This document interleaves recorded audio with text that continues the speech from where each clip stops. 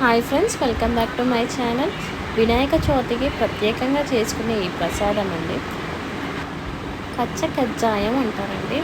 మీరేమంటారో మీరు కామెంట్ చేయండి.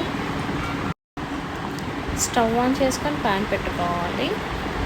2 table spoon నెయ్యి వేసుకోవాలండి. నెయ్యిలో బాదం కాజు వేసుకోవాలండి. కాజు వేసుకొని బాదం కాజు బాగా ఫ్రై కావాలి. ఫ్రై అయ్యాక పచ్చి కొబ్బరి అయినా వేసుకోవచ్చు, ఎండు కొబ్బరి అయినా వేసుకొని ఫ్రై చేసుకోవచ్చు. బాగా త్వరగా వేగాలండి పచ్చి కొబ్బరి అయినా ఎండు కొబ్బరి అయినా. అదే ప్యాన్లో బెల్లం వేసుకోవాలి. కాస్త నీళ్ళు పోసుకోవాలండి.